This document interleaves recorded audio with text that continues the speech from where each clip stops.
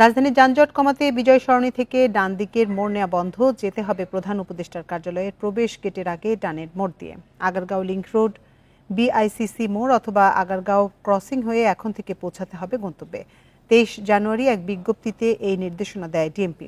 এতে বলা হয়েছে, ট্রাফিক বিভাগ মানিক মিয়া এভিনিউ ও তেজগাঁও শিল্পাঞ্চলের শহীদ তাজউদ্দিন আহমদ এভিনিউ সহ নানা পয়েন্টে চলাচল নিয়ন্ত্রণ করায় যানজট কমেছে।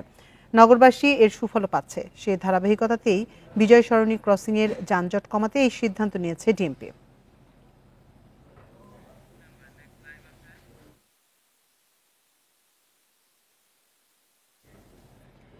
এই নিয়ে বিস্তারিত জানাতে রাজধানী বিজয় সরণি মোড় থেকে আমাদের সাথে যোগ দিচ্ছেন সহকর্মী আদিলুর রহমান।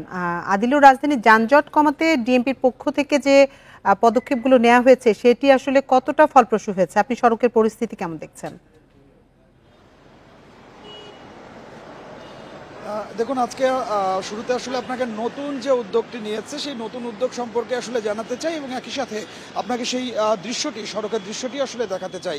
মূলত ঢাকা মেট্রোপলিটন পুলিশ বিজয় সরণি এলাকায় যে দীর্ঘদিন ধরে যানজটের সৃষ্টি হয় সেই যানজট নিরসনের জন্য তারা নতুন করে একটি উদ্যোগ নিয়েছে। সেই উদ্যোগটি হচ্ছে যে জাহাঙ্গীর গেট থেকে যে যানবাহনগুলো প্রধান উপদেষ্টার কার্যালয় হয়ে বিজয় সরণি পার হয়ে একটি অংশ যেত মানিক মিয়া অ্যাভিনিউ বা মোহাম্মদপুরের দিকে, অর্থাৎ নব থিয়েটারটির সামনে দিয়ে যে যানবাহনগুলো যেত সেই যে রাস্তাটি, অর্থাৎ বিজয় সরণি থেকে ডান দিকের যে রাস্তাটি, এটি আসলে বন্ধ করে দেওয়া হয়েছে।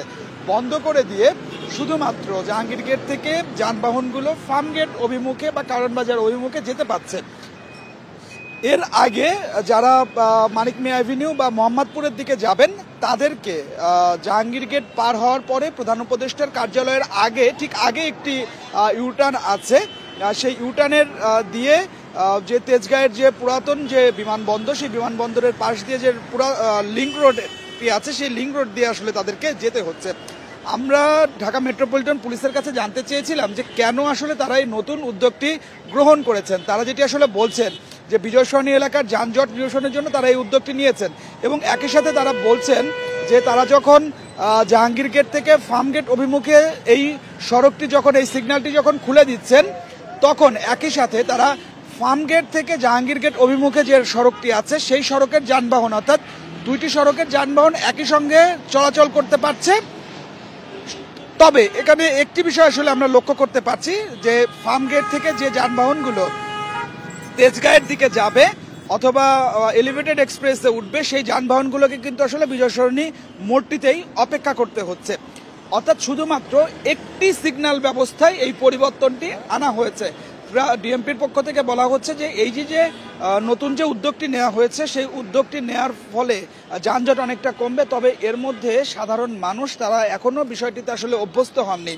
যদিও আগেই গণবিজ্ঞপ্তি জারি করা হয়েছে, কিন্তু যারা এই সড়ক ব্যবহার করছেন তারা বেশিরভাগ মানুষই বলছেন যে তারা এখনো এই নিয়মটি আসলে জানেন না, যে কারণে যারা আসলে মানিক মিয়া অ্যাভিনিউ বা মোহাম্মদপুরের দিকে যাবেন তারা কিন্তু প্রধান উপদেষ্টার কার্যালয়ের আগে যে সড়কটি আছে সেই সড়কটি ব্যবহার করছেন না।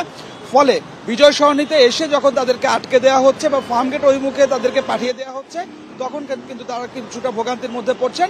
সাধারণ যাত্রীরা বলছেন যে আরো বেশি পরিমাণে প্রচার করা দরকার এবং প্রচার করে আসলে এই ব্যবস্থাটি যদি করা যেত তাহলে নগরবাসীর জন্য আরো বেশি ভালো হতো। তো আমার কাছে বিজয় সরণি থেকে এটি ছিল এখনকার সবশেষ।